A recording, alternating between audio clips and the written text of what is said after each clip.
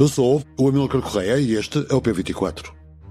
Trocou o automóvel antigo por um carro elétrico em 2025?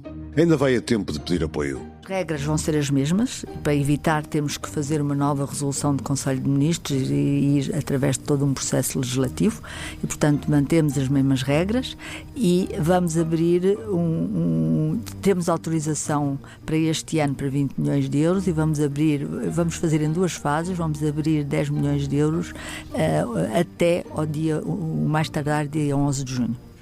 Se trocou o seu automóvel antigo por um carro elétrico durante o ano de 2025, vai poder candidatar-se ao programa de incentivos à compra de viaturas elétricas. Habitualmente, o programa só abrangia compras feitas no próprio ano, mas, desta vez, o Governo vai autorizar que o Fundo Ambiental avalie candidaturas do ano passado, dando assim uma segunda oportunidade a quem trocou de carro a combustíveis fósseis por um elétrico e não foi então abrangido pelo programa. A Ministra do Ambiente, Maria da Graça Carvalho, que ouvimos no início deste episódio, adianta que as regras são as mesmas e que o apoio de 20 milhões de euros vai ser pago em duas parcelas. Metade dessa verba vai ficar guardada para o caso da crise energética se agudizar. Um particular pode receber 4 mil euros na compra de um elétrico novo que não exceda os 38.500 euros, mas em troca terá também de comprovar que abateu uma viatura com motor de combustão interna, diesel ou gasolina, e mais de 10 anos de vida. O programa deverá ter início já a 11 de junho. Vítor Ferreira, jornalista da secção de Economia do Público, convidado deste episódio, explica as diferenças entre o processo de transição para os particulares e para as empresas. Bem-vindos ao P24, o seu dia começa aqui.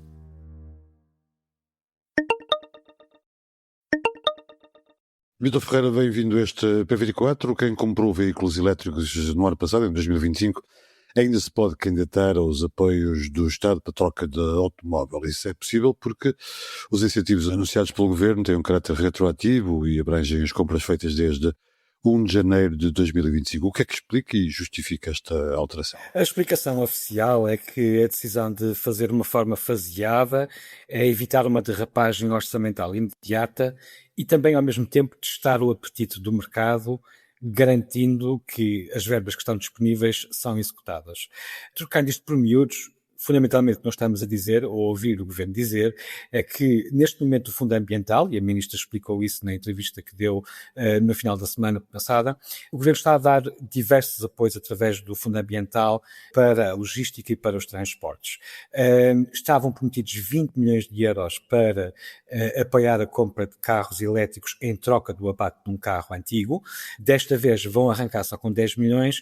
Creio que podemos concluir que é uma questão de cautela, efetivamente. A última vez que este programa abriu foi em dezembro de 2025 e também havia 10 milhões de euros disponíveis e o volume de candidaturas foi tão grande que praticamente 3 ou 4 horas depois de ter aberto a fase de apresentação de candidaturas, já tinha sido atingido o número de interessados e, portanto, já tinham esgotado na prática a dotação que estava disponível. Na altura eram cerca de 8,8 milhões de euros para contribuintes particulares que quisessem trocar um carro antigo por um carro novo elétrico e cerca de 2 milhões, 3 milhões de euros à volta disso, porque havia ali umas sobreposições de orçamento para instituições particulares de solidariedade social. Este programa, contudo, tem, obviamente, limitações, quer para na compra de um carro por parte de um particular, quer também nos valores máximos permitidos pelos automóveis a comprar, certo? Exatamente, e a Ministra explicou muito claramente que as regras que vigoravam no ano passado vão ser exatamente as mesmas, ou esperamos que vão ser exatamente as mesmas este ano. Isto porque o Governo não quer legislar sobre esta matéria novamente e com isso perder tempo. Se quisesse alterar as regras de uma forma significativa, teria de fazer uma nova resolução do Conselho de Ministros. É um processo legislativo que demora o seu tempo e já estamos em junho. Estes programas são anuais, é verdade que no ano passado só abriu já no fim do ano, mas viu-se a celeridade com que os apoios foram absorvidos. E, portanto, o Governo não quer perder mais tempo nisto, tem os 10 milhões disponíveis, portanto, metade daquilo que tinha sido prometido, e a forma mais rápida de arrancar para o terreno é precisamente manter as regras. No entanto, há aqui uma novidade, e tu já a citaste, já a referiste, que é quem comprou um carro no ano passado, ou seja, tem uma fatura que comprova a aquisição de um novo carro elétrico, desde 1 de janeiro de 2025, pode ainda em 2026 apresentar uma candidatura para receber um apoio, que recordo, pode ir até aos 4.000 euros para particulares e 5.000 euros para as tais IPSS, as instituições particulares de solidariedade social. Há uma série de regras, a mais importante, ou uma das mais importantes, é que é obrigatório comprovar o abate de um veículo a combustão com motor de combustão interna, ou seja, que funciona com gasóleo ou gasolina e que tenha pelo menos, ou que tenha mais de 10 anos de vida. Este é exatamente o objetivo que foi introduzido pelo governo anterior na modulação deste apoio, que já existe há vários anos, e que foi passar a exigir que, em troca de um apoio que pode ir até 4.000 euros, recordo, para contribuintes particulares, tem de se comprovar que se abateu, que se retirou um carro antigo, portanto, teoricamente mais poluente, das estradas. Há também a observar, em termos de valores, outra regra de ouro, que é o preço máximo do carro elétrico novo não pode exceder os 38.500 euros. Em 2025 houve quem não tivesse conseguido ajuda, apesar de cumprir os requisitos por ter chegado tarde. Essas pessoas podem novamente concorrer a este programa. Podem novamente concorrer a este programa, naturalmente. Estes apoios não são obrigatórios para acelerar a substituição de veículos a combustão em Portugal, mas perante os dados atuais é seguro dizer que o programa do Fundo Ambiental acelerou este processo num nicho muito específico, que é o nicho dos particulares que têm um carro antigo. Agora, a transição global do mercado automóvel em Portugal teria acontecido de qualquer forma, devido aos fortes incentivos que já existem, incentivos fiscais para as empresas. Na realidade, se nós quisermos avaliar um pouco a história do que tem acontecido, nós até verificamos que o programa travou em vez de acelerar. Porquê? Historicamente, os fundos esgotavam em poucas horas. Aconteceu no ano passado também. No entanto, quando foi introduzido pela primeira vez a regra do abate obrigatório de um carro com mais de 10 anos e a limitação do valor máximo para 38.500 euros no preço de compra, nem toda a gente conseguia preencher estes requisitos. Nem toda a gente tinha um carro parado pronto a abater e nem toda a gente queria comprar um carro elétrico dentro desta escala de valores. Então, muitas pessoas que queriam comprar um elétrico não tinham estas condições e nos primeiros tempos a adesão ao programa ficou ligeiramente abaixo ou ficou abaixo das expectativas durante alguns meses. Mas como vimos, o mercado também rapidamente se ajustou. O ano passado esgotou-se em poucas horas o plafond que estava disponível, mas é também seguro dizer que as empresas não estão, ao contrário do que acontecia há alguns anos, abrangidos por este programa. O Estado português encontrou outra forma de incentivar, até porque, em Portugal, o verdadeiro motor dos carros, o verdadeiro motor do negócio de compra de carros em Portugal são as empresas, é o mercado empresarial. E, portanto, o que se fez foi aplicar 3 medidas que são muito atrativas para as empresas. Por um lado, a dedução total do IVA na compra do veículo. Esta é uma fatia muito importante, até porque o IVA incide não só sobre o preço do veículo, como também o preço do veículo somado pelo imposto sobre veículos, que é também uma fatia importante que se gasta quando se quer comprar um carro. Portanto, ficou a dedução total do IVA, ficou a isenção da tributação autónoma, que poupa milhares de euros anuais às empresas, e ficou também a isenção do Imposto Único de Circulação e do próprio ISC. Ora, estas 3 medidas que foram sendo moduladas de forma diferente permitiram a muitas empresas acelerar, de facto, em Portugal, a adoção de elétricos. E aqui na parte mais significativa, porque quando nós decompomos e olhamos para as vendas mensais ou as vendas anuais em Portugal, 2/3 destas vendas são efetivamente empresas. E isto acontece todos os anos. Estamos a falar de carros novos e não de carros importados, que é outra história. Portanto, as empresas, conclui-se, não necessitam de programas deste género, que são sobretudo dedicados a particulares. Como é que tu achas que estes programas de apoio podem ser mais eficazes e acessíveis a maior número de portugueses? É uma questão de dotação orçamental? Pode ser uma questão de dinheiro, mas é sobretudo uma questão de regras, e aqui é preciso ter um cuidado. Existem estudos internacionais de impacto económico sobre estas medidas, que foram adaptadas noutros países, com diferentes valores, com diferentes regras, mas sempre com o mesmo objetivo, que era acelerar e empurrar pessoas para a compra de carros elétricos. E estes estudos o que mostraram, não são muitos, é que este tipo de subsídios sofrem frequentemente daquilo que se chama na gíria o efeito boleia, em inglês o free rider effect, ou seja, grande parte dos beneficiários já tinha decidido comprar um carro elétrico mesmo sem o incentivo, sem o apoio público. Usou esse fundo apenas como um desconto extra, ou seja, não foi o incentivo o motivo real da decisão. Onde o fundo realmente faz a diferença é ao acelerar a decisão de quem estava indeciso e ao garantir também o abate imediato de carros que são mais poluentes do que aqueles que vão ser introduzidos no consumo. Em Portugal, a procura de carros elétricos, como sabemos, tem aumentado. Em Portugal essa procura tem aumentado, como tu dizes, e de forma rápida. E achas que vai ainda aumentar mais por causa da conjuntura da atual crise energética? Podemos especular que sim, e podemos também olhar para os dados. Nos últimos 12 meses, em Portugal, as vendas de veículos 100% elétricos mantiveram um crescimento sólido e contínuo. Aliás, Portugal é um dos países, um dos mercados europeus com a maior taxa de adoção.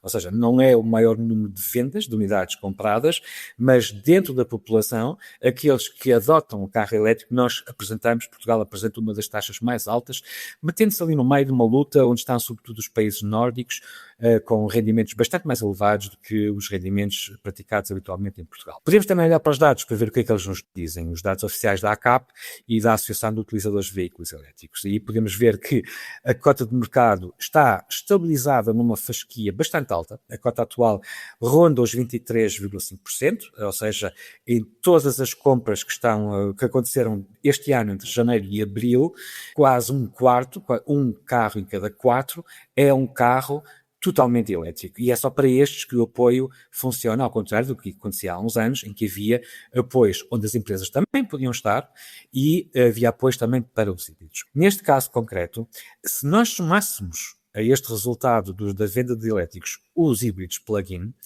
o que nós concluiríamos é que os carros com tomada, com um sítio para ligar à corrente, superam amplamente 1/3 do mercado nacional em termos de vendas. Com este detalhe interessante, em março de 2026, nós verificamos registrou-se um marco histórico, porque pela primeira vez em Portugal, registrou-se um recorde absoluto num único mês com uma matrícula com 10.321 veículos matriculados.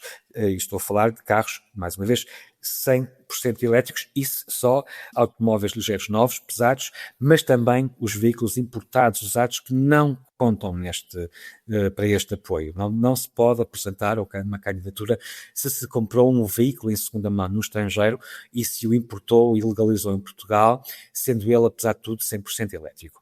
Se nós compararmos, por exemplo, as taxas de crescimento homólogo, março de 2026, com março de 2025, o que nós vemos é que as vendas de veículos elétricos, de ligeiros passageiros 100% elétricos, subiram 22%, comparando com o ano passado. Portanto, nós vemos é que, mesmo sem crise energética, em março de 2025 e todo o ano de 2025, não tínhamos o problema que temos atualmente no Estreito de Hormuz por causa do conflito entre o Irão, Israel e os Estados Unidos, que levou ao bloqueio do tráfego de crudo naquela região.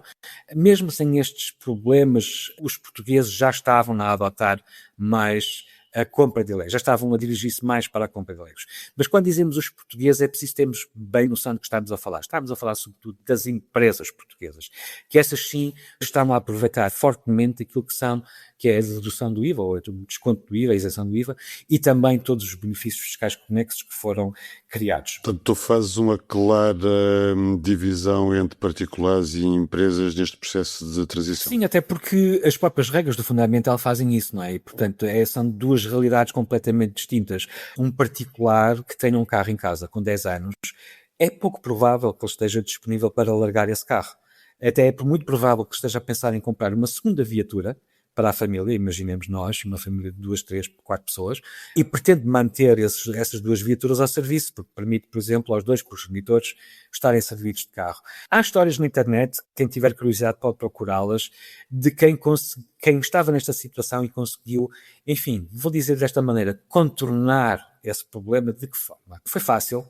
Candidatou-se ao Fundo Ambiental, viu aprovada a candidatura, depois de aprovada a candidatura tem 90 dias para concluí-la, tem de apresentar uma série de documentos, podemos ir ao detalhe se for útil sobre isso, mas o que fizeram foi, depois de terem percebido que estavam na corrida a um apoio, então sim, foram comprar a uma sucata ou a outro particular, um carro já com mais de 10 anos, eu vou dizer assim, podre ou pronto para ser abatido, comprou por 200, 300 euros um carro pequenino que já estava pronto para ir para a sucata, registou no seu nome, a seguir comprou um elétrico, registou no seu nome, como os dois nomes, ou melhor, o nome nos dois documentos únicos do automóvel coincidem, já podia abater um carro, ainda recebeu talvez 100 euros por esse abate, e conseguiu candidatar-se e receber os tais até 4.000 euros de apoio para a compra do elétrico. Isto é o que acontece nos particulares. Nas frotas empresariais, elas continuam a ser a grande locomotiva deste crescimento por causa da redução integral do IVA e das isenções fiscais associadas. Portanto, o tratamento tem que ser, obviamente, bastante diferente.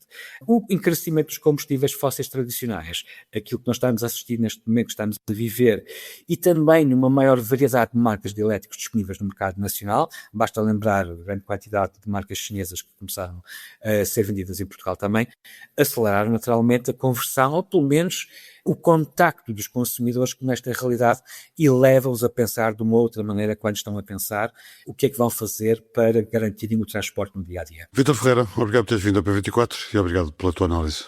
Não. The United States has launched what it is calling defensive strikes in southern Iran. Hoje, quarta-feira, dia de Diplomatas, um podcast sobre a política internacional. Carlos Gaspar e Patrícia Deinhardt, dois investigadores do Instituto Português de Relações Internacionais, o IPRI, da Universidade Nova, com a habitual moderação do jornalista António Saraiva Lima, falam sobre a guerra no Irão, 3 meses após o seu início, e a proposta do chanceler alemão de a Ucrânia se tornar um membro associado à União Europeia. Para ouvir em público.pt, na sua aplicação do Público ou então nas suas plataformas de streaming habituais. Saiba mais em público.pt. Obrigado por ouvir o P24. Voltamos amanhã. Para não perder os novos episódios, subscreva este podcast do Público na sua aplicação preferida. Para além deste programa, há mais para descobrir em público.pt/podcasts. O Público fica no ouvido.